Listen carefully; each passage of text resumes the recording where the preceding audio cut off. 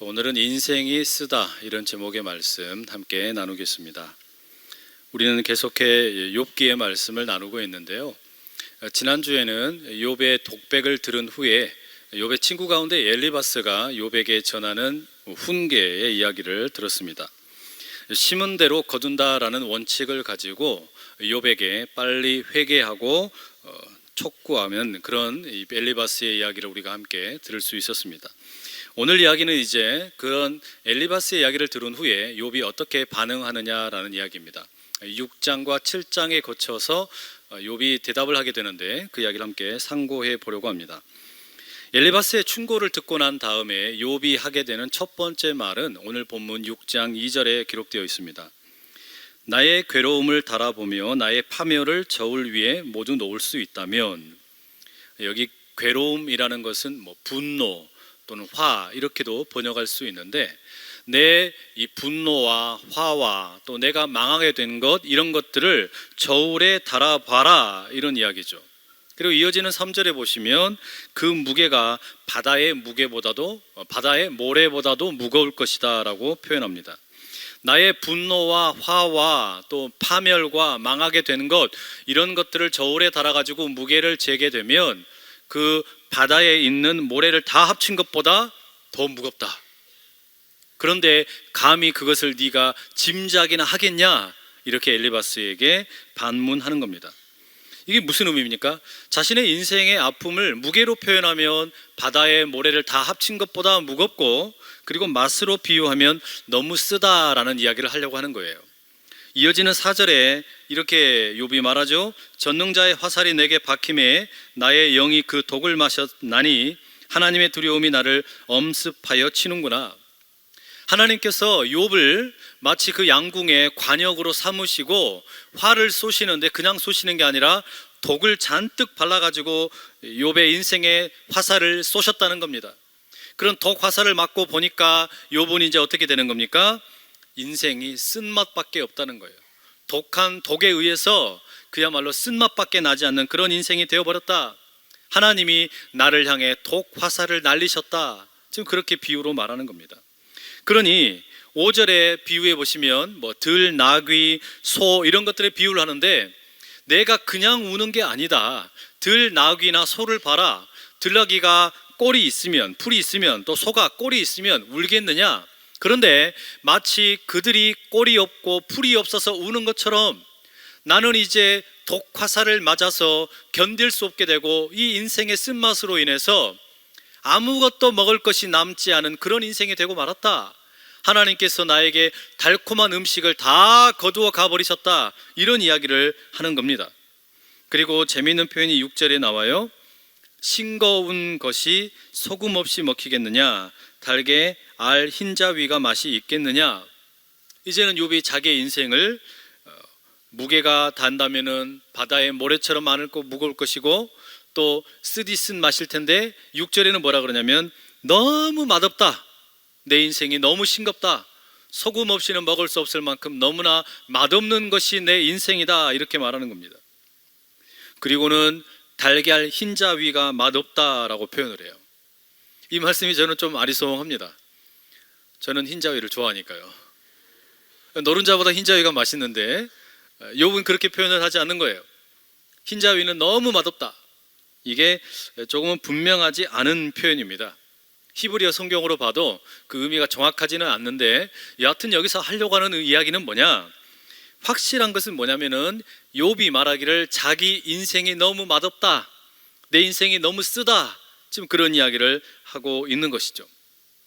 여러분, 이 이야기를 지금 엘리바스의 이야기를 듣고 나서 욥이 대답으로 하는 첫 번째 이야기예요. 이게 왜 이렇게 하겠습니까? 엘리바스, 너는 나를 모른다.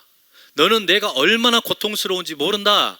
내 이 고통과 이 힘겨운 파멸을 무게를 달면 바다의 모래보다도 더 무거울 것이고, 내 인생은 독을 맞아가지고 쓴맛이 되어버렸고 소금 없이는 먹을 수 없는 싱거운 음식이 되어버렸다. 지금 그 이야기하는 거예요. 내 인생에는 더 이상 달콤한 것이라고는 찾아볼 길이 없게 되었다라는 겁니다. 여러분은 지금 인생의 맛이 어떤 맛입니까? 여러분의 인생을 지금 맛으로 비유한다 그러면 어떤 맛이라고 생각이 드세요? 달콤하시나요? 아니면 맛있게 맵습니까? 그것도 아니면 뭐 짭조름합니까? 신맛입니까? 싱겁습니까? 아니면 쓰디습니까? 제가 여러분, 성도 여러분을 위해서 기도할 때 꼭 기도하는 내용이 하나 있는데, 그게 뭐냐면 우리 안산 제일의 성도분들의 인생의 맛이 너무 쓰지 않았으면 좋겠다라는 기도를 합니다. 지금은 고인이 되었지만 이 김광석이라는 가수가 부른 노래 중에 너무 아픈 사랑은 사랑이 아니었음을, 이런 노래가 있거든요. 사랑도 너무 아프니까, 사랑하면 좋아야 되잖아요. 그런데 너무 아프다 보니까 사랑도 사랑처럼 느껴지지가 않더라, 뭐 그런 노래입니다. 그런데 마찬가지로 우리 인생도 그런 거 아니겠습니까? 너무 인생이 쓰고 인생이 너무나 아프고 괴로우면 신앙도 신앙처럼 느껴지질 않는 거예요. 인생이 너무 힘겨워지면 믿음도 하나님도 교회도 다 필요 없게 느껴진다라는 말입니다. 아무리 옳은 이야기를 해줘도 귀에 하나도 들려오질 않는 거예요. 지금 욥의 말이 그런 이야기입니다. 나는 내 인생이 너무 써서 아무것도 들리지 않는다, 뭐 그런 마음을 지금 표현하는 겁니다. 그러니 욥이 뭐라고 말해요? 14절에 보시면 이렇게 말하죠. 낙심한 자가 비록 전능자를 경외하기를 저버릴지라도 그의 친구로부터 동정을 받느니라. 낙심한 자, 마음에 낙심을 하게 된 자, 이런 사람이 하나님을 예배하는 것을 잠깐 잃어버린다 할지라도 용기를 얻을 길이 하나 있는데, 그게 뭐냐면 친구로부터라는 거예요. 친구가 위로해주면 용기를 받을 수 있다. 달리 말하면 지금 무슨 이야기입니까? 욥이 나는 이렇게 어려움이 있지만 나는 친구가 있으면 괜찮은데, 나에게 제대로 된 친구가 있으면 내가 살 수 있는데, 이런 이야기 하는 거 아닙니까? 지적하는 친구 말고 진짜 친구가 필요하다는 것이고, 가르치려는 친구 말고 내 말에 귀 기울여 주는 친구가 필요하고, 끼어드는 친구가 아니라 침묵해주는 친구가 필요하고, 설교하는 친구가 아니라 내 숨결을 느껴줄 수 있는 친구가 필요하다. 지금 그 이야기 하는 거예요. 그런데 이 욥이 가만히 보니까 엘리바스의 이야기를 들으니까 어때요? 이 친구들의 동정심이라는 거, 이 친구들과 나 사이의 우정이라는 거 너무나 허망하구나, 이렇게 말하는 겁니다. 15절에 이런 표현이 나와요. 개울물처럼 변덕스러운 것이 내 친구들의 우정이구나. 비가 올 때는 잠깐 많이 있는 것 같다가도 금세 다 사라져버리고, 그러니 그 광야의 개울물을 찾아서 목마른 행상들이 길을 가다가도 흔적을 찾지 못해서 낙심하는 것처럼, 지금 욥은 친구들의 동정심 없는 것 때문에, 자신을 위로해 주지 못하는 것 때문에 너무 크게 실망하고 말았다라는 겁니다. 욥은 지금 친구들에게 뭔가 큰 걸 기대하는 게 아니죠.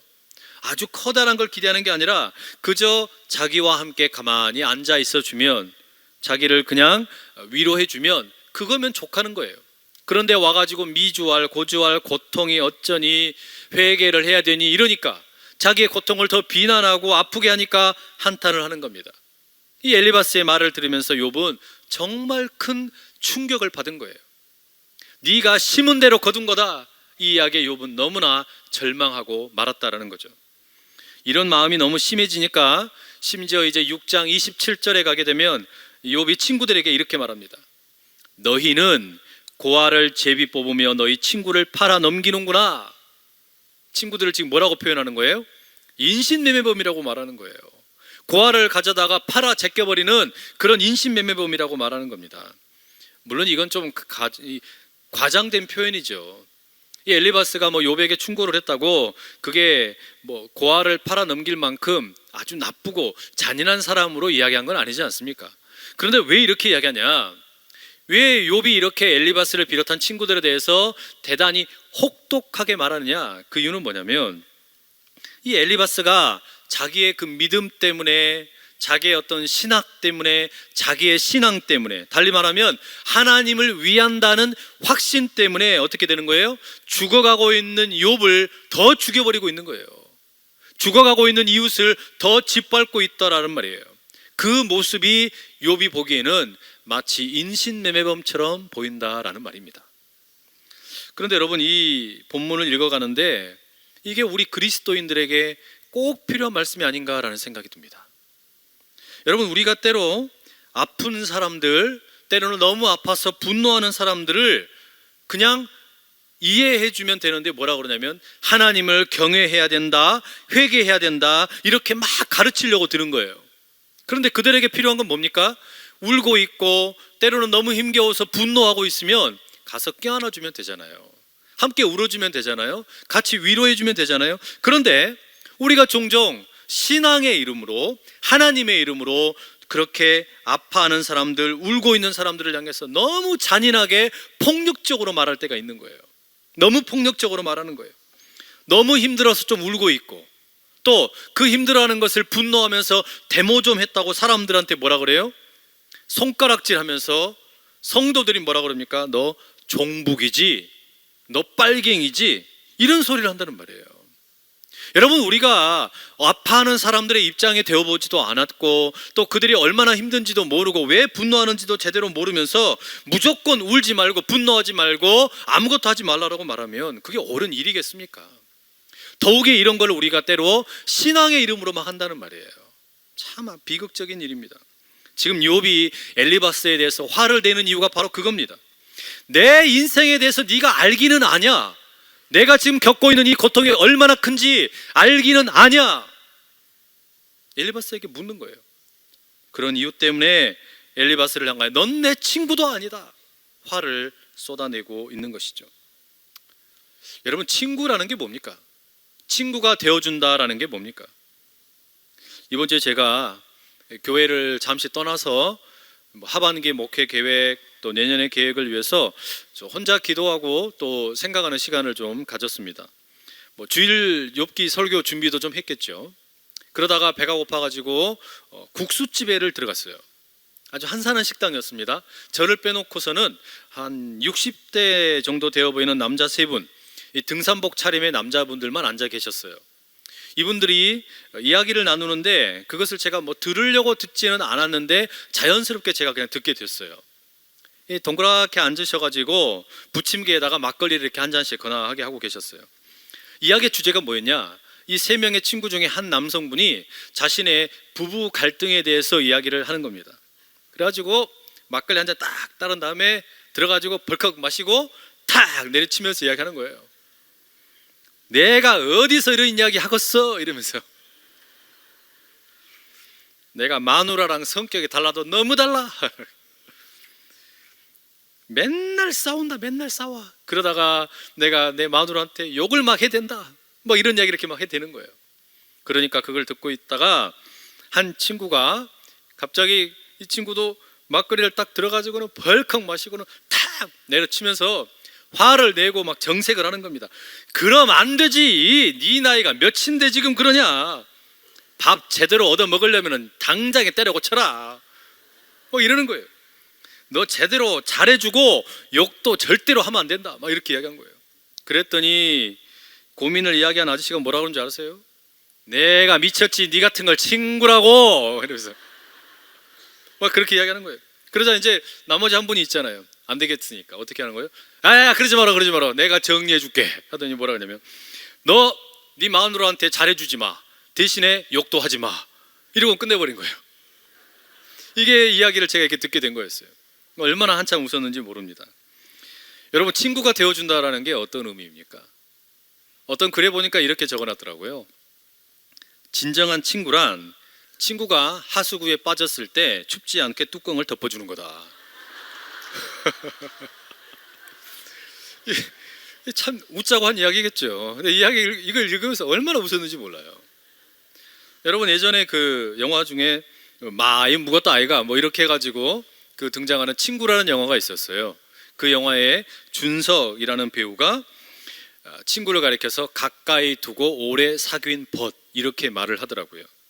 그런데 그것도 친구에 대한 어떤 정확한 표현인 것 같지는 않아요. 그런데 인디언들의 격언 가운데 이런 말이 있다고 합니다.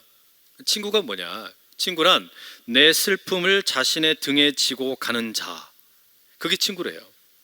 내 슬픔을 자기 등에다 지고 가는 사람이 진짜 내 친구라는 말이에요. 이게 참 친구를 잘 표현해 주는 말이 아닌가라는 생각이 듭니다. 그런 친구가 있다면, 그리고 그런 친구가 되어줄 수 있다면 참 행복하겠죠.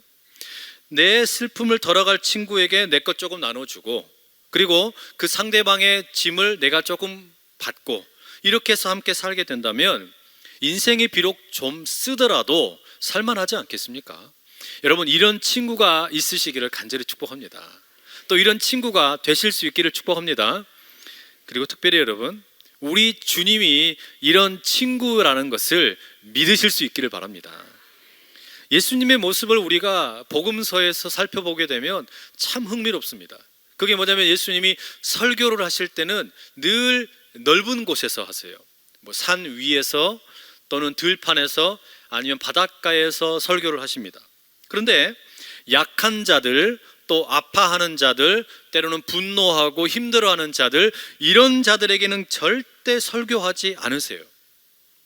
그런 사람들에게는 예수님이 설교하지 않으시고 다만 손 내밀어서 손 잡아주시고 고쳐주시고 위로와 격려를 해주실 뿐이라는 말입니다. 저는 이 이유 때문에 사실은 장례식장에서 예배하면서 설교를 해야 되나, 그런 생각이 들 때가 있어요. 마태복음 9장에 나오는 12해 동안 혈루증을 앓던 이야기 여러분 아시죠? 그 여인의 이야기 한번 보십시오. 수많은 사람들에게 둘러싸여서 예수님이 길을 가시는데 이 여인이 예수님의 겉옷을 만졌습니다. 예수님이 그걸 아셨죠.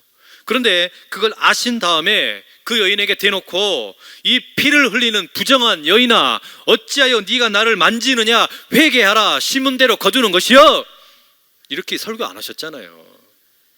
예수님이 거기다 그렇게 나무라지 않으셨거든요. 그냥 뭐라고 그러세요? 딸아, 안심하라, 네 믿음이 너를 구원하였다. 이게 예수님의 말씀의 전부예요. 여러분, 예수님은 누군가가 고통을 짊어지고 있고 힘겨워할 때 그 사람을 향하여 설교하지 않으십니다. 그냥 말보다 행동으로 메시지를 보여주시는 거예요. 뭐라고 말씀하십니까? 나는 너와 함께 있다. 너는 절대 혼자가 아니다. 이런 예수님이 여러분의 친구 되실 수 있기를 간절히 축복합니다. 여러분이 이런 예수님으로부터 위로받으실 수 있기를 간절히 소원합니다. 여러분, 바로 이 점을 우리가 주목해 보려고 하는 거예요. 지금 욥은 엘리바스의 훈계를 들으면서 친구에 대해서 가지고 있던 한 가닥 희망이 완전히 사라져 버렸어요. 친구의 위로에 대해서 기대하고 있던 것이 이제는 절망으로 바뀌어 버린 겁니다. 친구라는 존재가 얼마나 허망한 것인가라는 것을 욥이 깨달아 버린 겁니다. 비가 올 때는 철철 넘치지만 비가 그치면 자취를 완전히 감추어 버리는 이 사막의 개울물처럼, 이 친한 교제를 나누고 오랫동안 사귀던 친구들이 정작 내가 너무 힘겨워 주니까 나를 충분히 위로해 주지 못하는 거예요. 필요할 때 찾으려고 그러니까 없는 거예요. 이 일이 계기가 되어서 어떻게 됩니까? 이제 친구의 위로가 아니라 비로소 하나님의 위로를 찾으러 갑니다. 특별히 하나님께 욥이 직접적으로 말을 걸기 시작한다는 겁니다. 이제 구할 거라고는 하나님의 위로밖에 없잖아요. 하나님의 위로를 구할 것밖에 없다라는 말이에요. 이제는 하나님으로부터 오는 위로만 찾을 수 있는데 문제가 뭐냐? 그런데 이 하나님께서 침묵하고 계시는 겁니다. 아무 말도 안 하고 계시는 거예요. 그러니 욥이 고민이 생기는 겁니다. 과연 하나님께서 나의 친구가 되어 주실 수 있는가? 하나님께서 나의 위로자가 되어 주실 수 있는가? 여기에 대해 욥이 흔들리는 겁니다. 이 흔들림이 있는 거예요. 바로 이런 혼란스러운 마음과 흔들리는 마음을 가지고 7장 7절부터 처음으로 이제 하나님을 향하여 묻습니다. 지금까지는 한 번도 욥이 하나님을 향하여 직접 묻지를 않았어요. 간접적으로 이야기를 했죠. 하나님에 대해서 직접 이야기하지 않았어요. 그런데 이제 비로소 직접 하나님께 아주 냉철하게 질문을 던집니다. 12절, 7장 12절에 이렇게 기록되어 있어요. 내가 바다니까, 바다 괴물이니까 주께서 어찌하여 나를 지키시나이까? 여기 지킨다는 말은 감시한다라는 뜻이에요. 이게 무슨 의미냐면, 여러분, 구약 성경에서는 이 바다라는 것이 뭐냐면은 눈에 보이는 바다를 말하는 것도 있지만, 이것은 하나님을 대항하고 하나님에게 적대시하는 모든 악한 세력을 상징하는 표현입니다. 그런 이유 때문에 이 구약을 이어받은 신약의 요한계시록 마지막 21장 1절에 보면 이렇게 기록되어 있어요. 또 내가 새 하늘과 새 땅을 보니 처음 하늘과 처음 땅이 없어졌고 바다도 다시 있지 않더라. 우리 주님께서 다시 오시게 되면 새 하늘과 새 땅이 열리게 되는데 뭐가 없다고요? 바다가 없어요. 바다가. 우리 눈에 보게 되는 뭐 서해 바다, 동해 바다, 남해 바다가 없어진다라는 말이 아니라 하나님을 향하여 대적하고 하나님께 덤벼들던 모든 악한 세력이 어떻게 되냐? 사라진다라는 말이에요. 그런데 여러분 보세요. 지금 욥이 뭐라고 이야기합니까? 하나님, 내가 바다입니까? 내가 바다 괴물입니까? 아니 내가 하나님께 악한 존재입니까? 왜 나를 맨날 감시하십니까? 이야기하는 거예요. 이게 무슨 이야기예요? 내가 죄인이지만 그렇다고 하더라도 하나님께 악하게 대적하는 그런 사람은 아니다라는 거죠. 정말로 그렇지 않습니까? 욥은 얼마나 열심히 하나님 예배했습니까? 악을 떠났고 그리고 온전하고 정직하게 하나님을 예배하며 살았던 사람이에요. 그런데 하나님으로부터 자기가 너무 커다란 고난을 당하고 있다고 생각이 되는 거예요. 모든 것이 헝클어져 버린 거예요. 그러니 이제 처음으로 하나님께 대들면서 묻는 겁니다. 하나님, 내가 바다입니까? 내가 바다 괴물입니까? 이렇게 묻는 거예요. 그런 안타까운 마음을 15절과 16절에 7장 15절 16절에 욥이 이렇게 말을 합니다. 우리말 성경을 새 번역이 아주 잘 번역을 해놨어요. 제가 읽어드리죠. 차라리 숨이라도 막혀버리면 좋겠습니다. 뼈만 앙상하게 살아있기보다는 차라리 죽는 것이 낫겠습니다. 나는 이제 사는 것이 지겹습니다. 영원히 살 것도 아닌데 제발 나를 혼자 있게 내버려 두십시오. 내 나날이 허무할 따름입니다. 욥이 완전히 달라졌어요. 이야기는 지금 하나님께 직접 하는 이야기예요. 만약에 나를 바다로 생각하시고 바다 괴물처럼 나를 감시하고 계신다면 나 죽고 싶습니다. 하나님, 나 죽고 싶어요. 그렇게 이야기하는 거예요. 나를 혼자 있게 내버려 두든지 아니면 제대로 위로를 해주든지 아니면 내게 왜 이런 일이 있는지 설명을 해주든지 하라는 말입니다. 하나님, 그 이야기하는 거 아닙니까? 그리고 문제의 구절, 오늘 가장 문제되는 구절이 7장 17절과 18절이에요. 자, 우리 함께 이 말씀을 읽어보겠습니다. 시작. 사람이 무엇이기에 주께서 그를 크게 만드사 그에게 마음을 두시고 아침마다 권쟁하시며 순간마다 단련하시나이까. 여러분, 이 말씀을 읽는데 뭔가 떠오르는 시편의 말씀이 없으세요? 성경을 읽으신 분들, 성경을 좀 공부하신 분들은 이 말씀을 읽으면 뭔가가 탁 떠올라요. 여호와 우리 주여, 주의 이름이 온 땅에 어찌 그리 아름다운지요. 이렇게 시작하는 시편 8편의 말씀입니다. 시편 8편 4절에 이렇게 기록되어 있어요. 함께 읽어보죠. 사람이 무엇이기에 주께서 그를 생각하시며 인자가 무엇이기에 주께서 그를 돌보시나이까. 아주 비슷하죠. 대단히 유사하죠. 본래 여러분, 이 시편 8편은 어떤 내용을 담고 있는 거냐면, 이 본래 사람은 정말 보잘것없는 존재, 흙으로 만들어진 유한한 존재인데, 그런데 이 연약한 사람을 하나님께서 어찌 그리 사랑하시는지 모르겠다. 하나님이 어찌도 그렇게 아름답게 돌봐주시는지 모르겠다. 이런 내용을 찬양하는 내용입니다. 그리고 시편 8편의 5절에 이렇게 기록합니다. 그를 하나님보다 조금 못하게 하시고 영화와 존귀로 관을 씌우셨나이다. 하나님께서 보잘것없는 진흙덩어리와 같은 이 사람을 하나님보다 조금 못되게 하시고 왕 같은 권세를 주셔서 영화롭게 그리고 존귀하게 삼으셨다라는 거예요. 이게 시편 8편의 내용이에요. 그런데 욥은 지금 뭘 하는 거냐면, 이런 시편 8편이 이야기하는 사람을 아름답게 영화롭게 하시는 그런 하나님에 대해서 아주 노골적으로 패러디를 하는 거예요. 여러분, 패러디가 뭔지 아시죠? 패러디, 유명한 장면을 우습게 만들어버리는 거예요. 이 좋은 말씀을 지금 욥이 어떻게 하는 거냐면 완전히 비꼬고 있는 거예요. 그게 17절과 7장 17절 18절의 말씀이에요. 이렇게 말하는 거죠. 사람이 무엇이길래, 인간이 무엇이길래 사람에게 왕 같은 권세를 부여해 주었다고? 아닌 것 같은데 무엇하러 그렇게 대단하게 여기십니까? 왜 사람에게 그렇게 마음을 두십니까? 어쩌자고 아침마다 찾아오셔가지고 순간순간 시험하고 계십니까?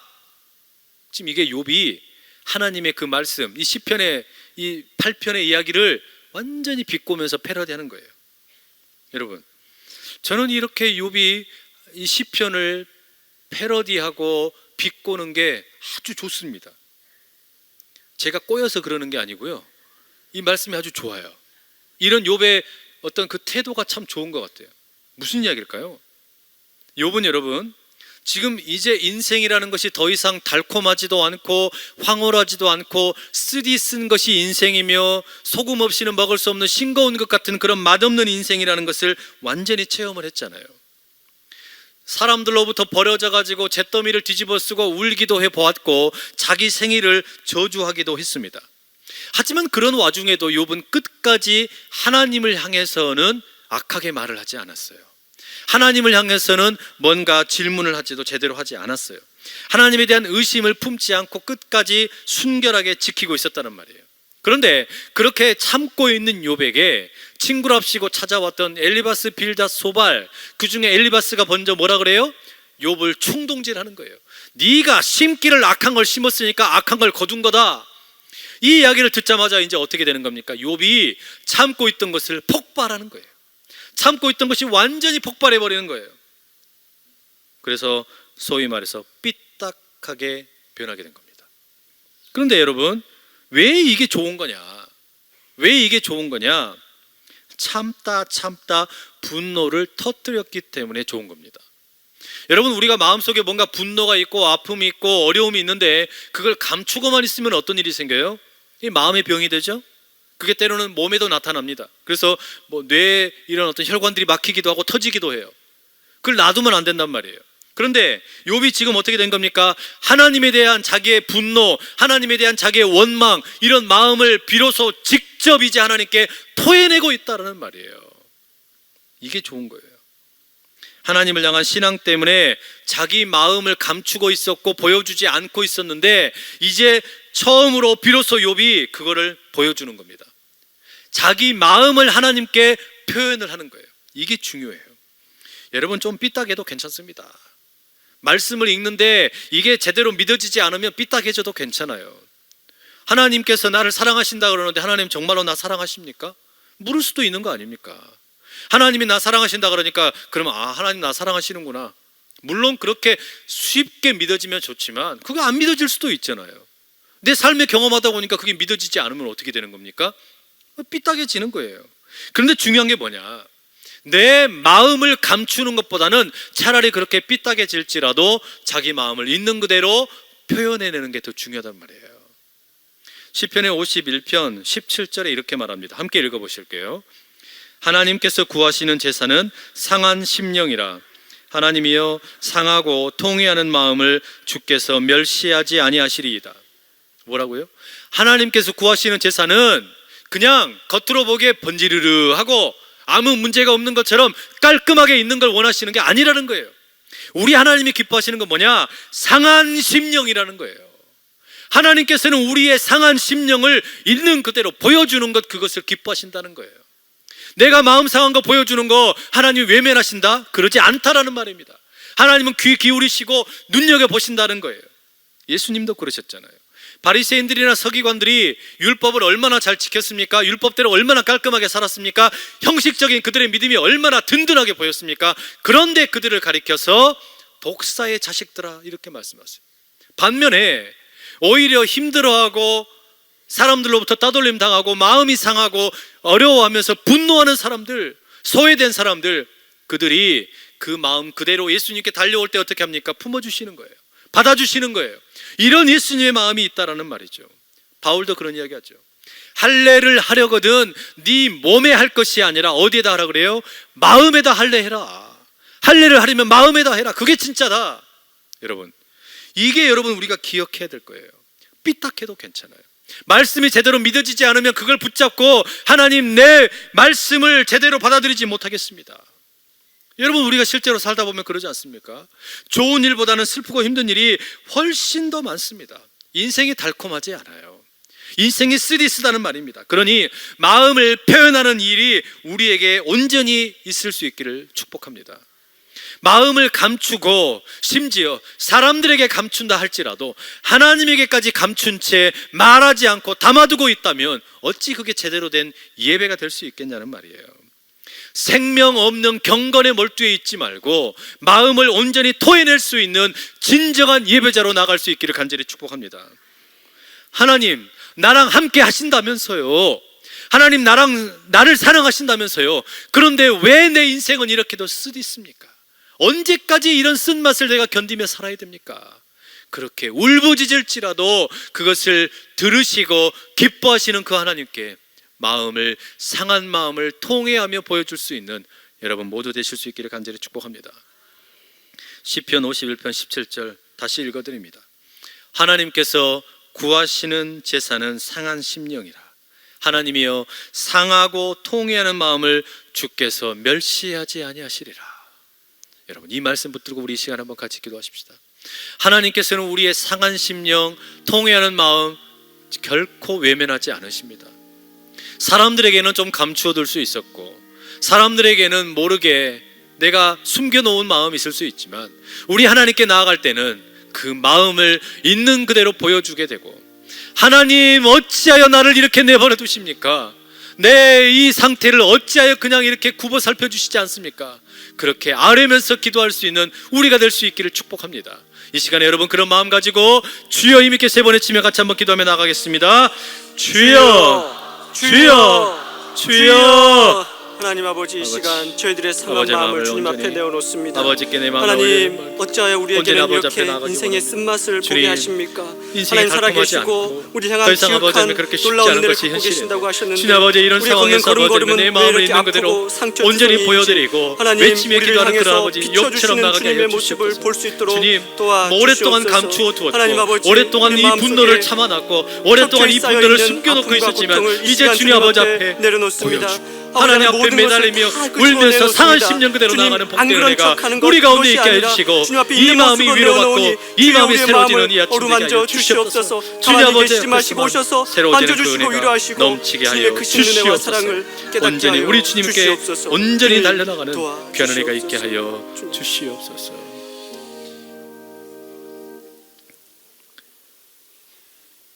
사랑하는 주님, 처음으로 하나님께 자신의 솔직한 마음을 드러내고 조금은 삐딱하게 말하는 욥을 봅니다.